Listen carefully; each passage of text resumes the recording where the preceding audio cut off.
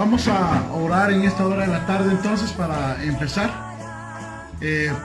La carta a Santiago es una de las cartas que necesitamos entender, porque muchas veces nosotros no entendemos las razones de las pruebas, pero hoy queremos tomar este punto para que hoy nosotros podamos también saber por qué son las pruebas que vienen de parte de Dios.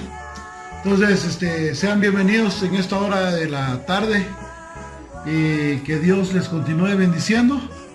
Y oramos por la palabra en esta hora. Ya lo oramos, pero vamos a orar una vez más. Padre, gracias te damos en esta hora por darnos la oportunidad de estar en este lugar, Señor, una vez más, en este día de marzo, Señor, este domingo. Porque nos has permitido llegar a este lugar, Señor, te damos gracias, Señor. Bendice la vida de nuestros hermanos que están acá y que seas tú con cada uno de nosotros. Hoy, Señor, abrimos tu palabra y que tu palabra, Señor, nos fortalezca, nos llene de consuelo, de amor, de paz y que lleve el cometido, Señor, con cada uno de nosotros. Gracias, Padre Santo, en esta hora, en el nombre de Jesús. Amén.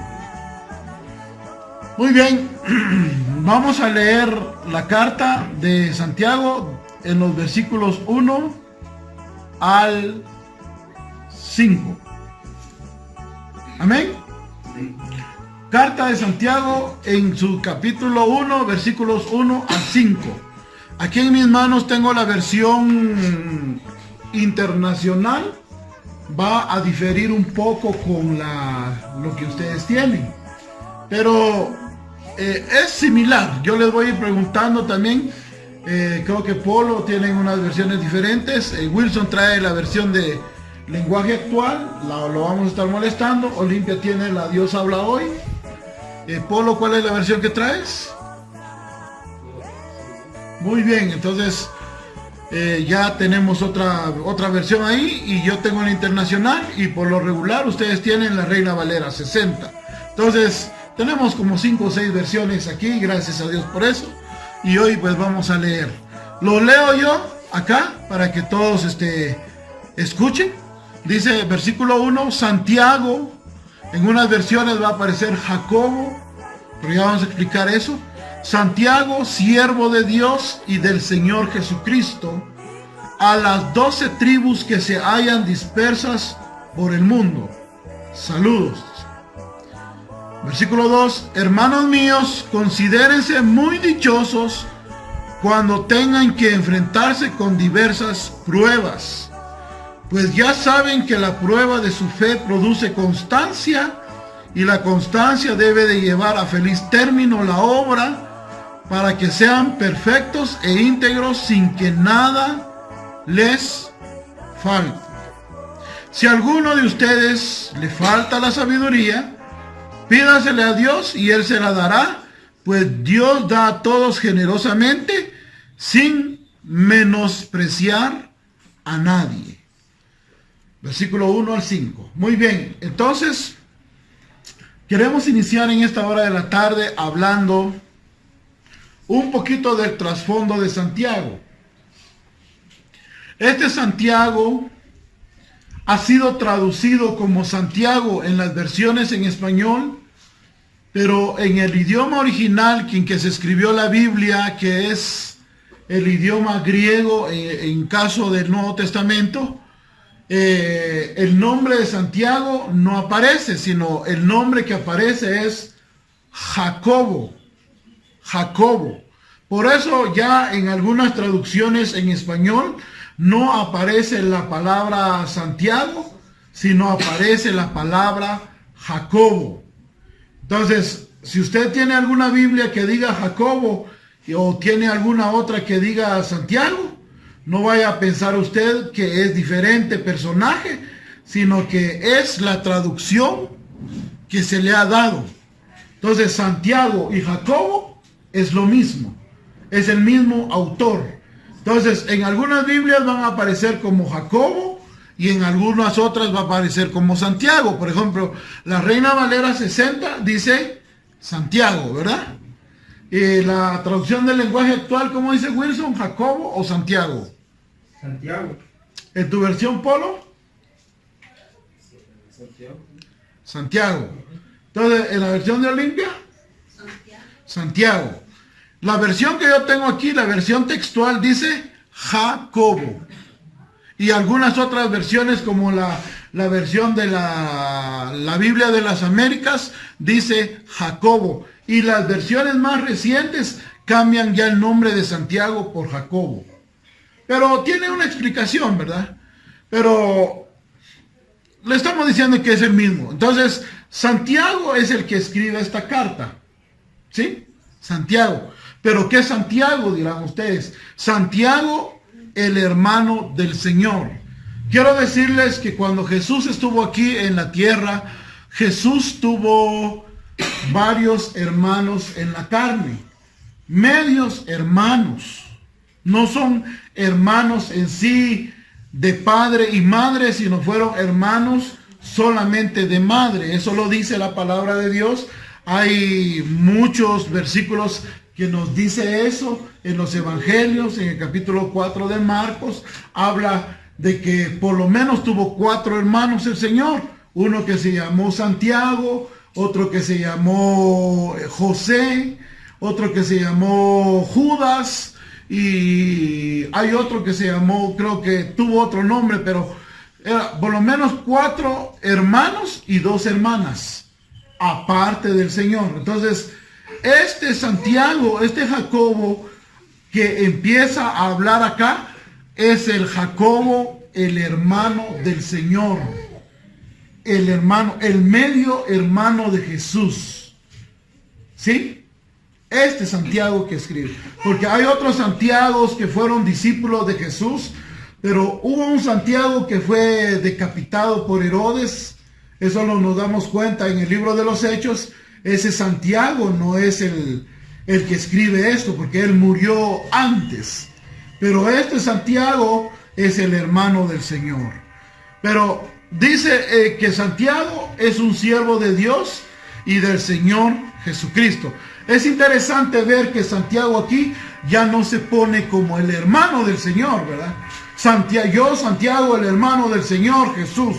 No viene así Santiago, sino que Santiago dice, Santiago, siervo de Dios y del Señor Jesús, el Cristo. ¿Qué quiere decir eso entonces? Que Santiago, dice el testimonio de los evangelios, dice que Santiago no era un hombre que creía en Jesús.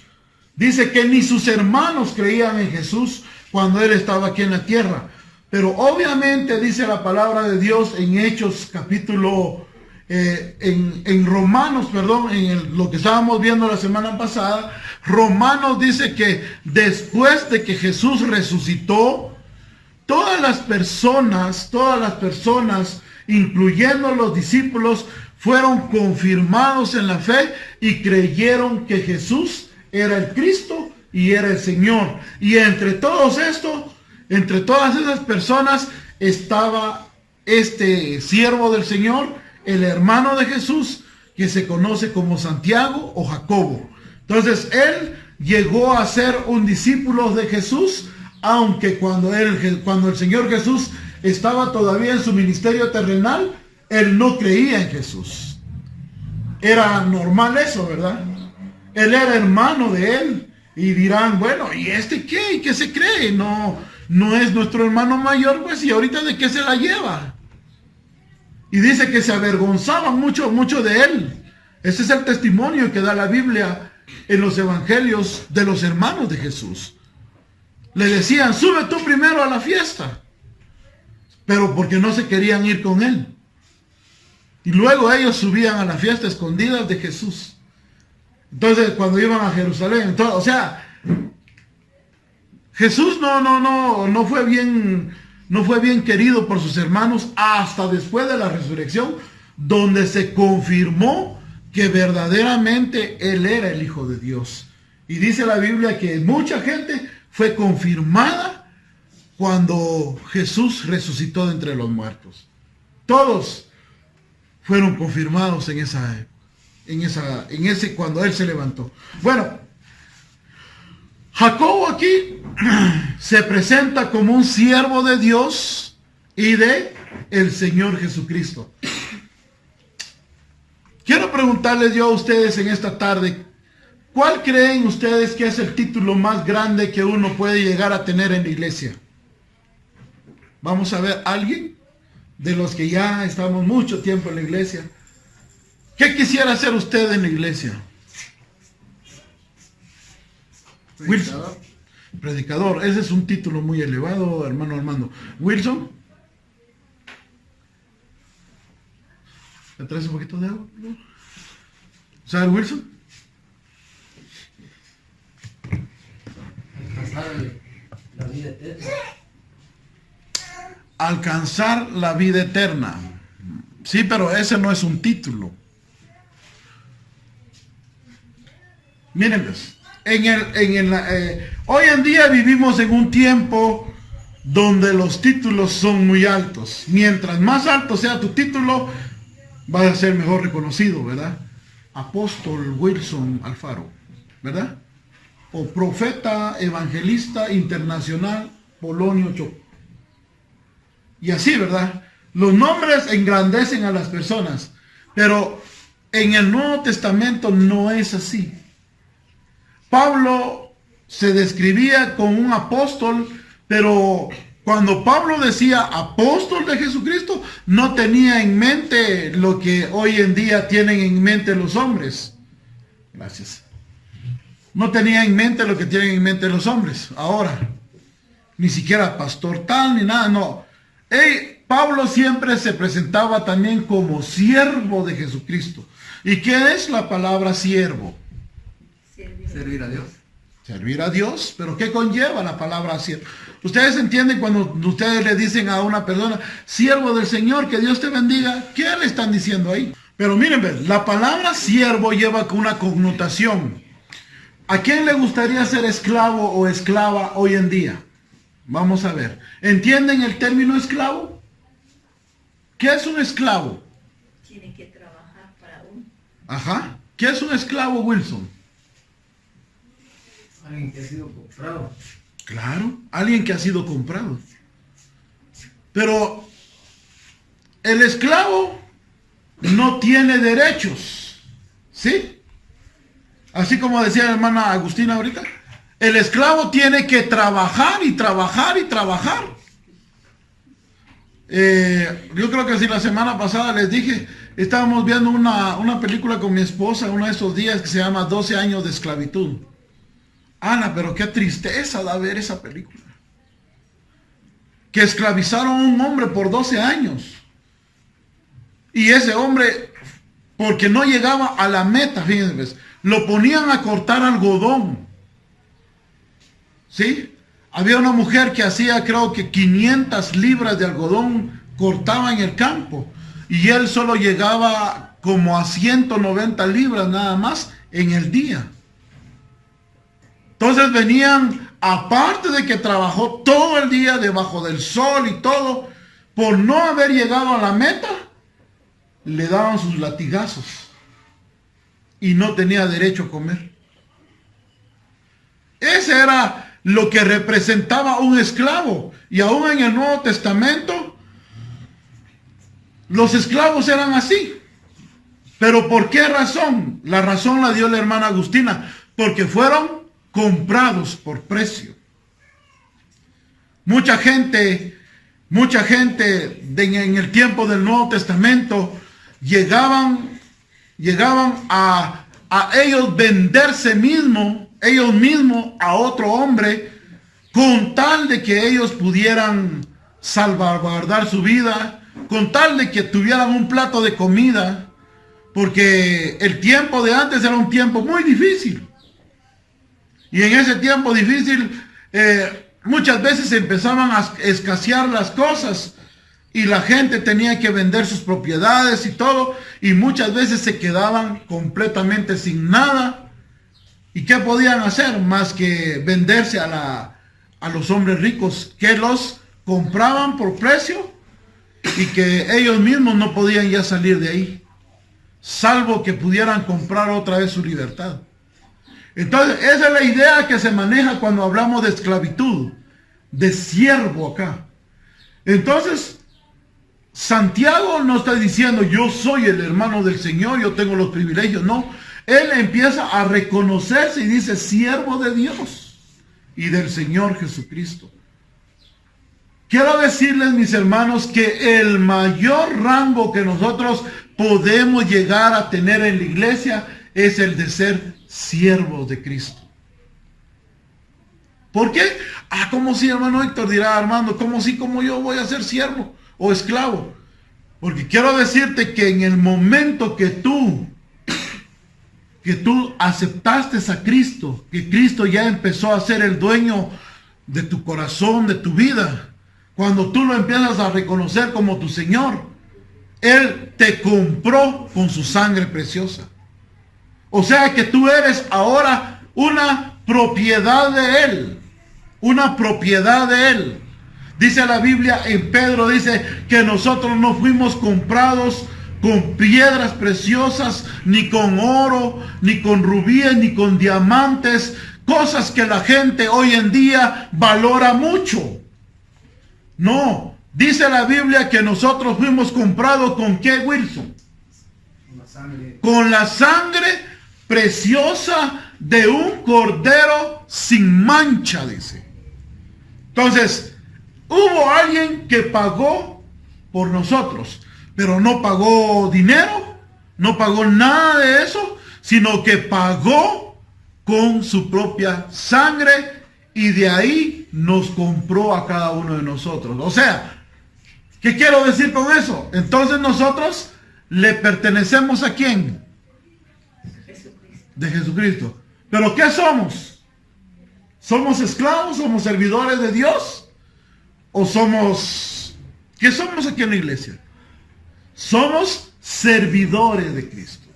Santiago no dice, mi hermano mayor es él y yo por eso soy servidor. No, él dice, siervo de Jesucristo. Se reconocía que él necesitaba de la salvación que Cristo estaba ofreciendo.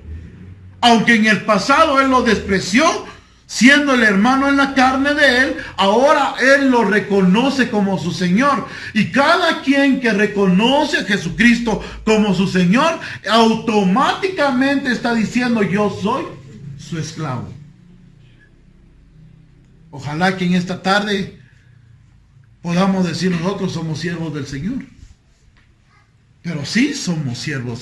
Si nosotros hemos creído en Cristo, si nosotros ya venimos a la iglesia y hemos entendido que necesitamos la salvación de Cristo, que ofrece Cristo, entonces nosotros somos servidores de Dios. Lo mismo que dice Santiago acá. Entonces él se presenta como el esclavo de Jesucristo, como el servidor de Jesucristo. El Mesías, dice. Entonces, para hablar de Jesús el Mesías, necesitáramos nosotros unos 3, 4, 5 meses para solo hablar sobre Jesús el Mesías. Pero no lo vamos a hacer hoy porque yo quiero ir avanzando a un punto que quiero dejarles en el corazón. Dice acá, Santiago escribe a las 12 tribus que están en la dispersión. ¿Quiénes serán estos? Primariamente Santiago escribe a las personas que ya habían creído en Jesucristo y que estaban dispersos. ¿Saben qué es estar disperso? ¿Alguien sabe qué es disperso? Estaban regados. O sea, ya en el tiempo de Jesús no había solo una iglesia, solo aquí uno, un poquito de... No, habían en todos lados. Entonces, Santiago escribe a personas creyentes, pero también que eran de la descendencia judía o israelita. Entonces, él escribe, por eso se llama, esta es una carta general. General en el sentido de que va dirigida hacia muchas iglesias que estaban dispersas por el mundo. Entonces, él escribe. Entonces, ya sabemos... Pero la expresión que miramos acá Hay una expresión en el versículo 1. ¿Qué dice ahí? Al final del 1. ¿Alguien me puede ayudar? Fíjense que esa palabra saludos no nos dice nada a nosotros. Cuando ustedes dicen, ay, me manda saludos a la familia Wilson, ¿qué estoy diciéndoles ahí por ejemplo, hoy que fuiste a dejar a la nena, ay, me saludas a tu familia Wilson cuando llegues allá? ¿Qué estoy diciendo ahí? Me saludas a la familia. ¿Qué es lo que digo ahí? ¿Qué conlleva un saludo con nosotros? ¿Ah? Hermano, fíjese que yo quisiera que me saludara a mi hermano que está cumpliendo años allá y en la radio, ¿ah? Pero ¿qué es el saludo? ¿Qué conlleva el saludo? ¿Un aprecio? ¿Qué más? ¿Felicitarlo? Ajá. Tiene un trasfondo, pues. ¿Por qué mandamos a saludar? Porque los apreciamos, le tenemos cariño. Ya, ahí ya va llegando, porque hay una razón del por qué saludarle, ¿verdad?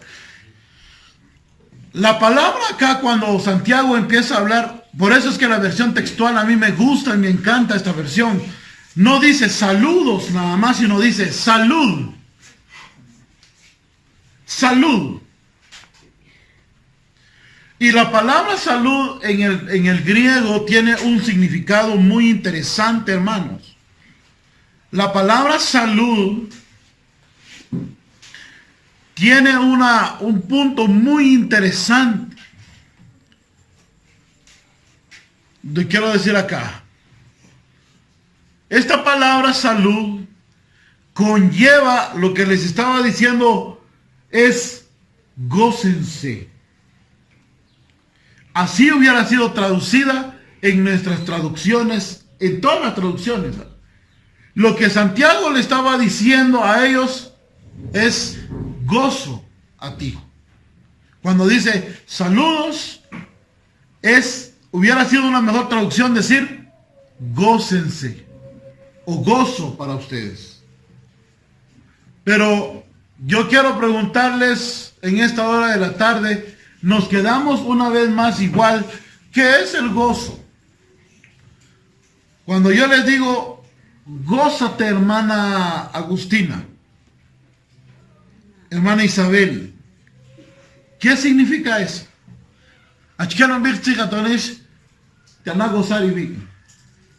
¿Qué quiere decir cuando nosotros decimos gócense? ¿Ah? La vida. Gócense. ¿Qué es el gozo para vos, Wilson? Estar alegre, contento. Alegre y contento. Amén. ¿Alguien más si quiera participar, Armando? Sí, estar alegre, pues, una cosa, ¿va? Ajá. Hagamos como usted dice, va, cuando uno cumple años lo felicitan, se goza. Así, esa es parte del gozo, ¿va? Ajá. ¿Verdad? El gozo hay una manera hay muchas maneras de manifestar el gozo. ¿Sí? Ustedes han hecho un subtequilazo y está gritando en la vida, y está ahí, va. ¿Sí? Pero eso es un gozo carnal, es una alegría temporánea. Es un rato. A eso se está refiriendo Santiago ahí, cuando dice gozo. Gócense. No. ¿Qué es el gozo? Oigan, ves, les voy a tratar la manera de explicar lo que Santiago está diciendo por la palabra gozo. El gozo en el cristiano, oiga esto, el gozo en el cristiano no radica en cuanto tengas mucho dinero o cuando no tengas nada de dinero o cuando tengas mucha salud o estés muy enfermo. No radica en eso el gozo. ¿Oye? El gozo del cristiano radica en la completa dependencia y confianza que pueda llegar a tener en Dios. ¿Cómo así, hermano Héctor?, dirá usted. Miren pues, el apóstol Pablo estaba encerrado en una de las cárceles en Roma y escribe varias cartas. Una de esas cartas se la escribe a los filipenses. ¿Ustedes han leído alguna vez la carta a los filipenses? Es una carta que escribe Pablo desde la prisión. Él estaba engrilletado, estaba en una mazmorra, estaba en un lugar lúgubre, en un lugar donde tal vez hasta ratas tenía ahí. Pero él dice, regocíjense en el Señor. Os digo una vez más, regocíjense en el Señor. Yo les aseguro que si uno de nosotros pasáramos un día en la cárcel, tan siquiera un solo día, ¿será que nosotros estuviéramos felices, gozosos en la cárcel? ¿Ah? ¿Como lo estuvo Santiago? ¿Como lo estuvo, Pablo? ¿O cómo te sentirías, hermana Isabel? Te dijeron, hoy te vas a pasar un año en la cárcel porque tú hiciste esto y esto, y un año vas a estar en la cárcel. ¿Te sentirías feliz, dichoso, alegre estando ahí en la cárcel? Pero entonces, ¿por qué Pablo decía, aún estando en la cárcel, gócense? Si él estaba diciendo gócense, es porque él tenía gozo en su corazón. Capítulo 17 del libro de los Hechos narra la historia de que cuando ellos estaban en Filipos, dice que la gente los arrastró a él y a Silas, sacándolos a las calles, y lo encarcelaron a Pablo. Después de haberlo golpeado, lo encarcelaron junto con Silas. Pero la siguiente escena nos habla que los dos a las 12 de la noche, estando en la cárcel, bien golpeados, bien amacañados ahí, pero ellos, dice, empezaron a darle la gloria a Dios a través de los cantos. ¿Ah? En la cárcel, golpeado, pero con gozo.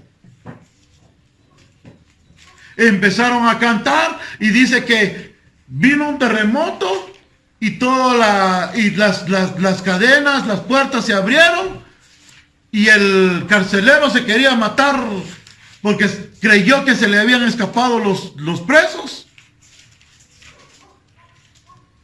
Pero ¿por qué este hombre estaba cantando si estaba golpeado, estaba metido en la cárcel y lo azotaron?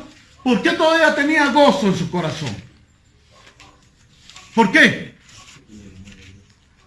Porque él estaba completamente seguro que Dios tiene el control de todas las cosas en su vida.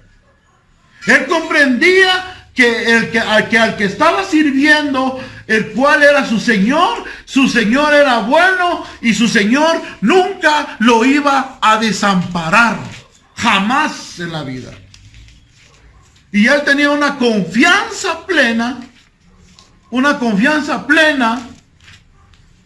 de que nunca iba a dejarlo el Señor. Entonces, ¿en qué radicaba el gozo? En la confianza que podamos tener en el Señor. Ahora les pregunto yo a ustedes, mis hermanos. Les pregunto.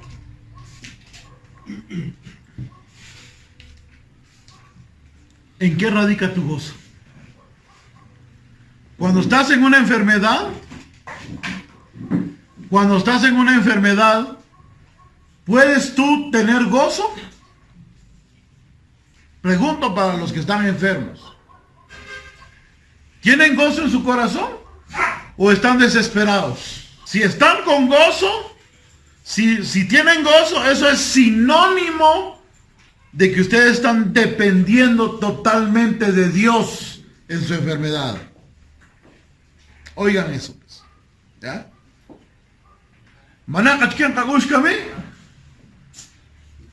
Mahón. Ay, alata Dios,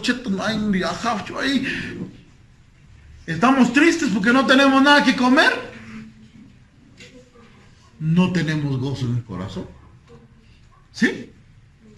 Eso significa de que nosotros no hemos aprendido a confiar plenamente en Dios, porque el gozo radica en eso. El estado del gozo es que tú estés completamente seguro de que Dios tiene el control de toda nuestra situación. Amén. Pablo lo hacía. ¿Acaso Pablo estaba llorando en la cárcel, pues? ¿Acaso Pablo estaba renegando porque por el evangelio lo metieron a la cárcel? No. Pablo estaba feliz. Estaba contento. Su situación no lo definía la circunstancia de la vida. Su situación lo definía el Cristo de la gloria. Amén. Jacaroj. Coja problemas, Jari, no hay chaqué. No pisoca. ¿Cuál es el problema? ¿Tenemos problemas? Está bien. Nos falta salud, está bien.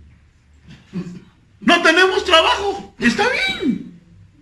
Estamos metidos en ciertas situaciones difíciles, está bien. Pero eso nos quita la paz, nos quita, nos aflige. ¿Qué dicen ustedes? Ponga usted ahí su situación. ¿Cómo está usted? ¿Qué es lo que lo aflige? Y hagámonos un autoexamen en esta hora de la tarde.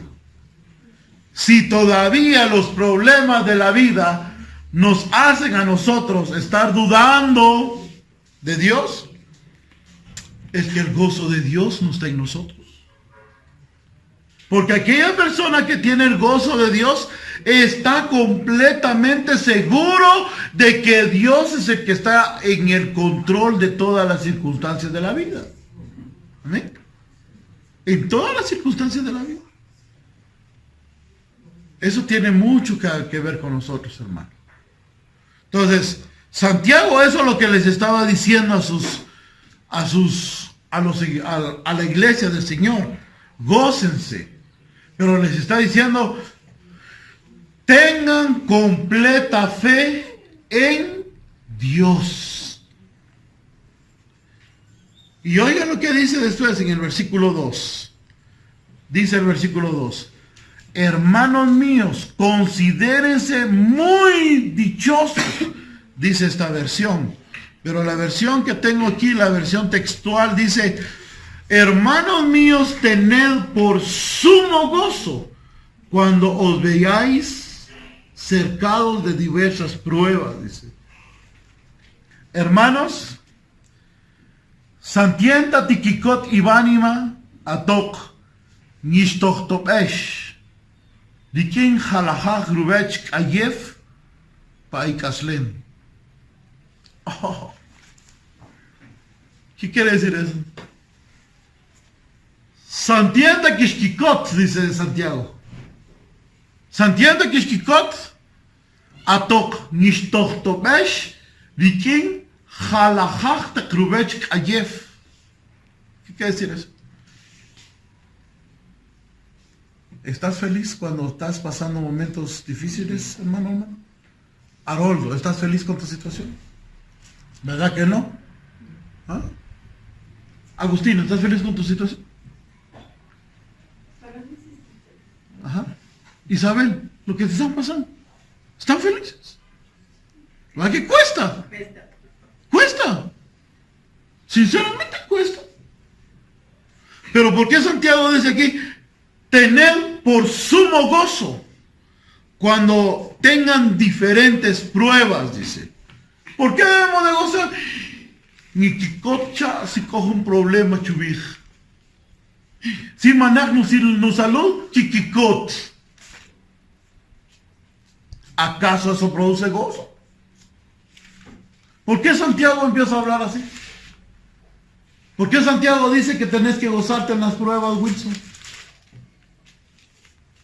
ver. En el 3 está la respuesta. Vamos a ver qué dice el 3, pues. ¿Alguien me lo puede leer? Con voz fuerte, por favor.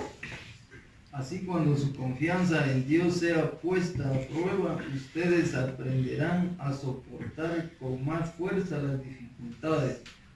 La versión que yo tengo aquí en la versión internacional dice, pues ya saben que la prueba de su fe produce constancia. La versión que tiene Wilson me gusta. Léelo otra vez, Wilson. Así cuando su confianza en Dios sea puesta a prueba, ustedes aprenderán a soportar con más fuerza las dificultades. La confianza en Dios debe de ser probada. ¿Ah?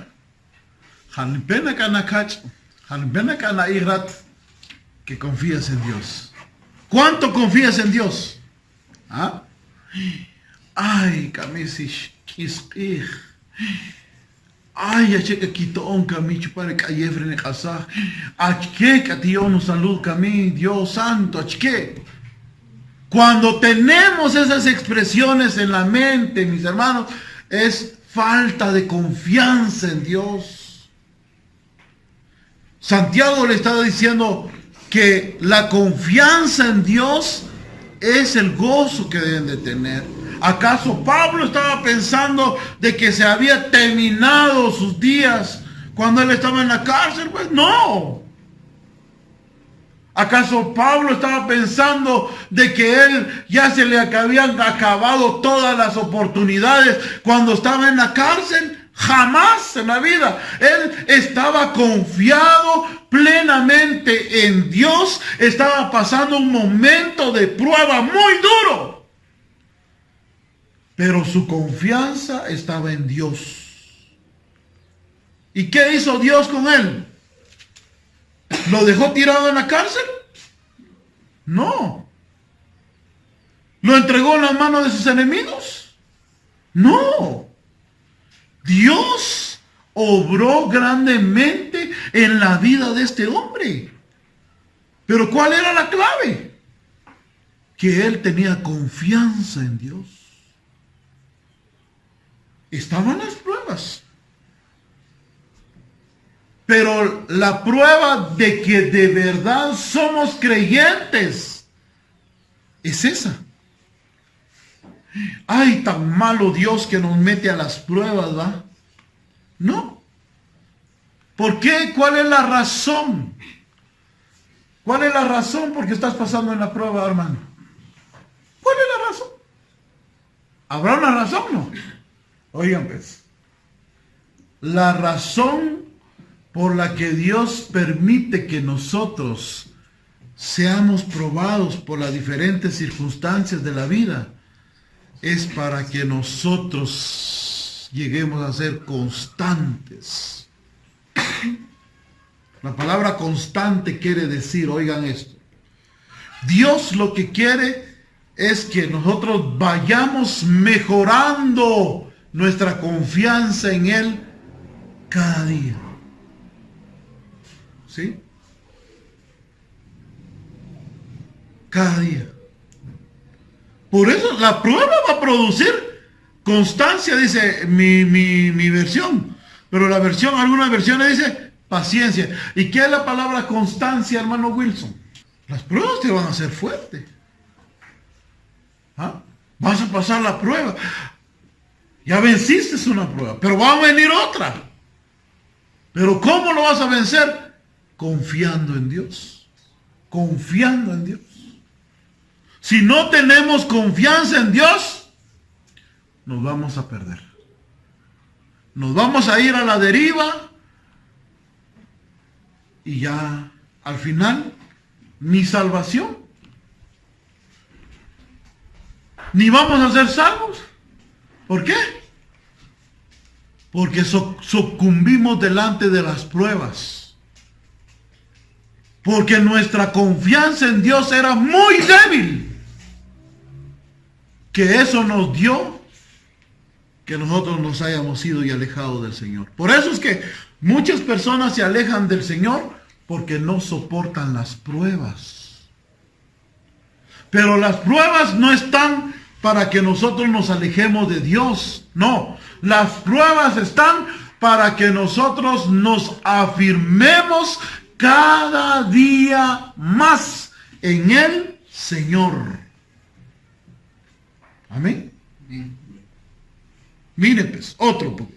Dice, sabiendo que la prueba de vuestra fe produce paciencia, dice, dejad que la paciencia tenga su obra completa para que seáis perfectos y cabales y que no os falte cosa alguna, dice.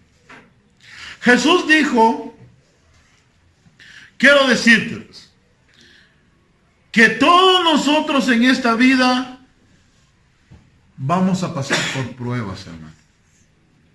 No hay ninguno de nosotros que diga, si usted ha pensado con su mente humana, me voy a ir a la iglesia porque quiero que se me acaben mis problemas.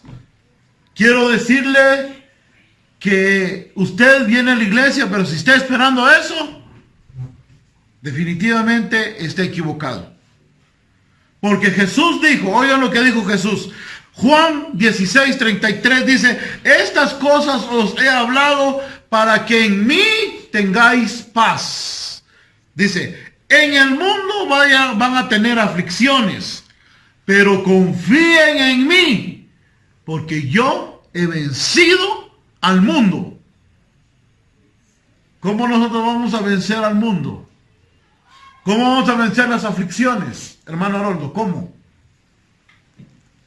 Confiando en Jesús. Y eso es lo que está Santiago diciéndole, confía. Cuando usted confía en Dios, cuando usted confía en Cristo, van a venir las pruebas a su vida, pero esas pruebas nada más lo van a alimentar a usted para que su confianza en Dios cada día sea más fuerte. Amén. Si tiene verdadera confianza en Dios, te va a hacer más fuerte. Cuando ya saliste de la prueba, que si de verdad el Señor está conmigo, el Señor me ha levantado, me sacó de esto, me sacó de las garras de la muerte, me sacó de esta deuda, me sacó de estas cosas malas que yo hacía y tantas cosas, y Dios nos fortalece. ¿Por qué? Porque nosotros estamos confiados en Él. Vamos a salir de las pruebas, mis hermanos, confiando en Cristo. ¿Ven? Dice, yo he vencido al mundo, confíen en mí. Romanos 8:28 dice, y sabemos para los que aman a Dios, todas las cosas cooperan para bien, esto es, para los que son llamados conforme a su propósito, dice.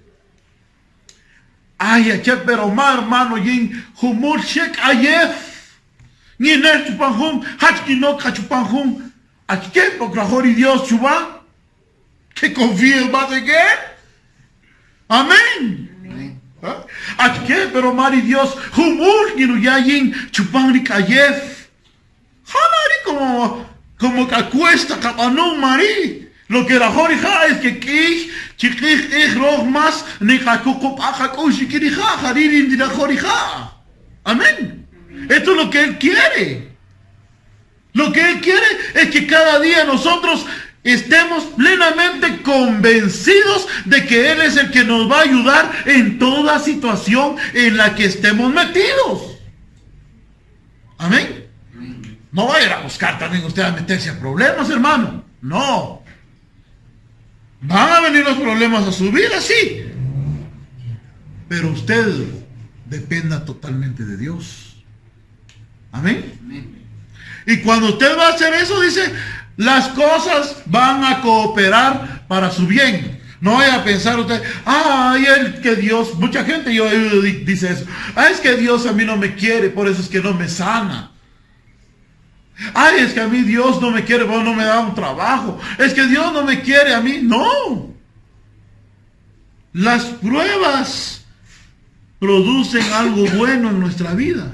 Dice, todas las cosas cooperan para bien porque hemos sido llamados conforme al propósito de Dios. Ahora les pregunto yo a ustedes, hermano, ¿será que ustedes, y yo me voy a poner también en eso, será que ya solo las alitas nos faltan para irnos con el Señor? ¿O falta dar una talla? ¿Ah? Si hoy viniera el Señor al mando, ¿te vas con el Señor? ¿Qué sentís? ¿Ya solo las alitas te faltan? ¿O necesitas ir puliéndote más? ¿Ah? Necesito todavía más. Necesita un poco todavía, dice. Necesita un poquito más todavía. Yo necesito mucho. ¿Ah? Wilson, ¿te vas con el Señor ahorita? Va, entonces necesitas ir puliéndote, ¿no? Las pruebas son para eso. Para ir puliéndonos, para ir dando un carácter. Para que vaya mostrándose lo cristiano en nosotros cada día. A ver. Para que nos mostremos cristianos cada día. Ay, pero María, bueno, Dios te está puliendo, mi hermano, mi hermana. Amén. Esas son las razones por qué Dios prueba a sus hijos. Pero Mari, Dios llama mi archik. Shama humuri los papruebos que ayer mayintar al cual macheta y mi arqueri. Maticaya queri, porque Dios le tama. No hay permitir cosas de cacasar para caslen, porque Rijan dirajo. Kain pulis y carácter y canoch chingalante con uts chuvech haririn dirajo. Y la única manera para que nosotros podamos ir mejorando en nuestra relación con Dios es a través de la prueba. Santiago lo dice. La prueba, dice, produce ¿qué? Constancia. En otras palabras, te da madurez.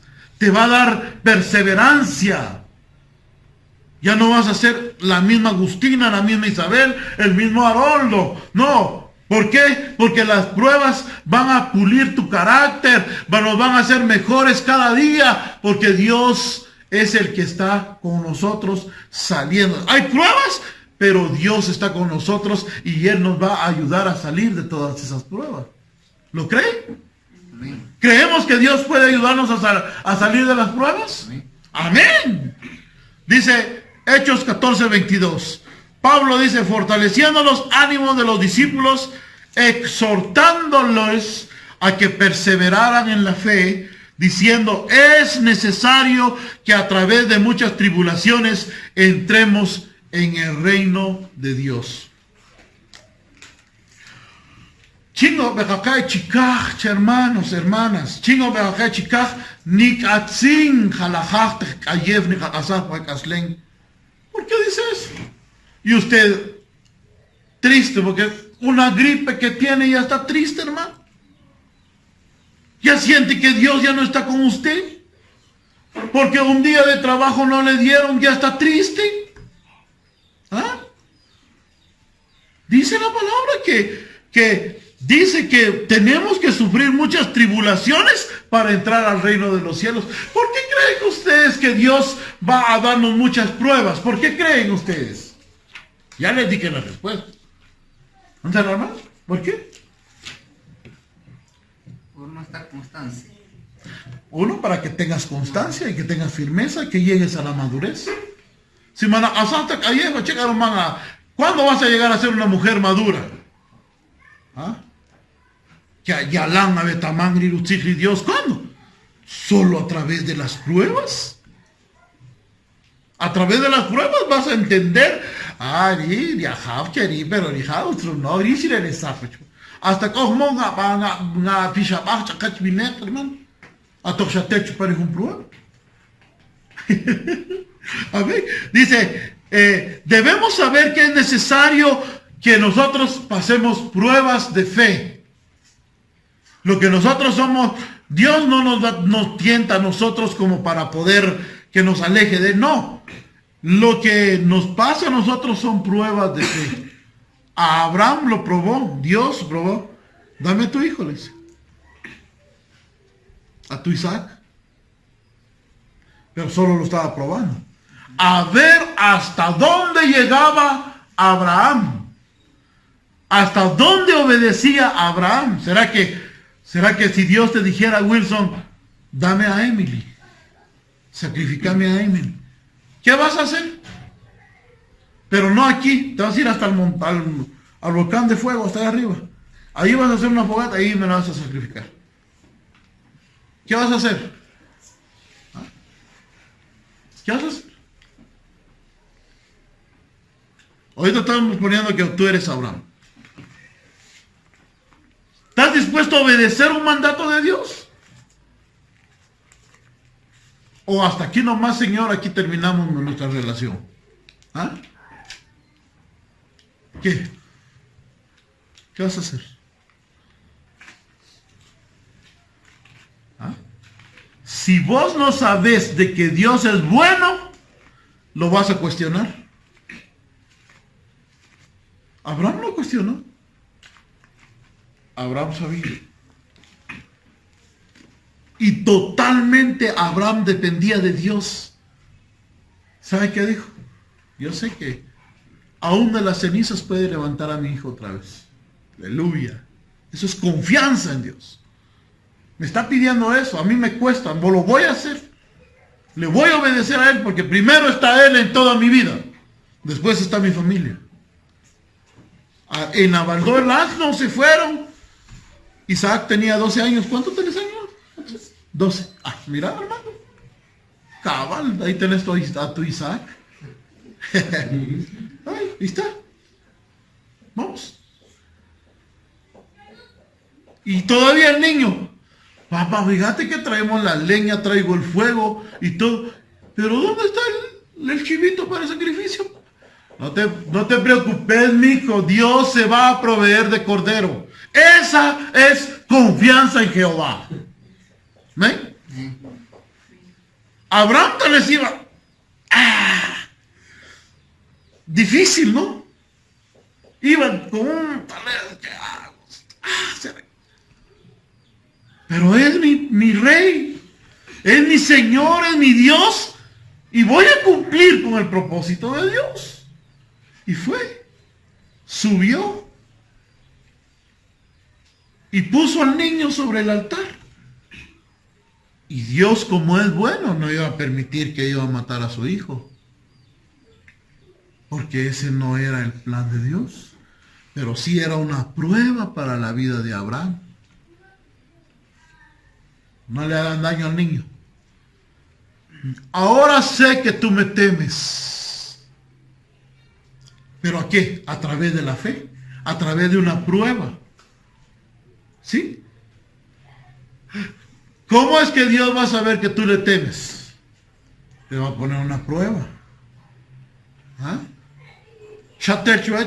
Sí, Agustina sí ella me ama, me teme. Armando me teme. Sí, tantas pruebas que ha pasado y sigue fiel ahí en la iglesia, está ahí, pasando bien ahí, dándole. Tal vez no nos vamos a pasar pruebas como las de Abraham, ¿va? Pero las pruebas que vamos a estar pasando en la vida es para que nosotros aprendamos a confiar más en Dios. Amén. Más en Dios. Las pruebas son las cosas que Dios pone en nuestra vida para ver qué tipo de fe tenemos nosotros. A ver cuánto nosotros amamos a Dios. ¿Sí?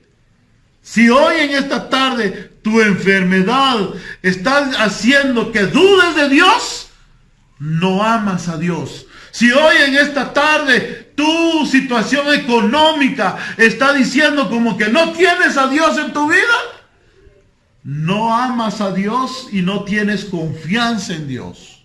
Sencillamente es así. Sencillamente. Donde tú vas a ver en esta tarde, mi hermano, donde tú vas a ver si en realidad eres cristiano o no, es cómo es que te estás enfrentando a las pruebas. ¿Ah? Las pruebas son las cosas que Dios pone en nuestro camino para ver qué tipo de fe tenemos. Si ya tenemos fe, si nos hace falta fe. ¿Acaso Pablo decía, pues? Estaba en alta mar. Pablo en el capítulo 27 nos da el testimonio, 27 o 26, dice que iban en alta mar y el barco estaba...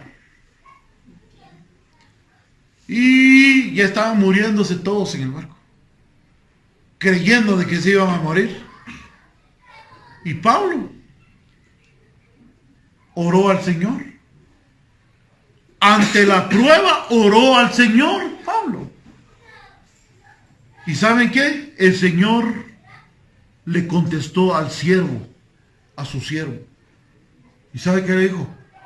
Dile a todos los del barco que ninguno de los que están aquí adentro va a morir. Imagínate. Pablo. Estaban en el mar, estaba el mar ahí, tal vez lloviendo y todo. Pero ya Pablo tenía paz, tenía confianza en Dios, tenía gozo en su corazón. ¿Por qué? Porque ya sabía que ese no era el final para su vida ahí. No iba a acabarse la vida ahí. Pablo sabía de que Dios iba a obrar ahí. Y no se quedaron ahí.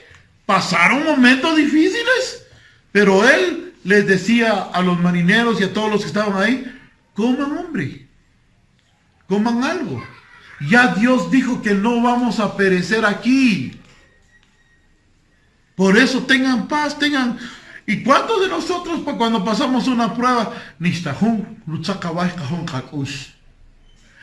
Ay, Dios. Hasta los chumulen capán de más de no creo, va. No creo, ¿ya? Ni chumulen capán no maneja prueba con chabech. Pero Pablo no era así. ¿Sabía de que ya Dios le había respondido? Nada. Dijo él, bueno, nadie va a morir, muchachos. Coman. Porque sí se va a destruir el barco, pero todos vamos a llegar a la tierra. Mejor coman para que tengan un poquito de fuerzas. Y dicho y hecho. Pero ¿dónde demostró fe Pablo? En la prueba. Hoy nosotros vamos a demostrar fe. ¿De qué tipo de fe tenemos? ¿De cómo vamos a estar ahí delante de Dios? ¿Qué es lo que te desespera, mi hermano? Ya voy a terminar. Termino ya. ¿Qué es lo que te desespera? ¿Cuáles son las pruebas? ¿Qué pruebas te está pasando?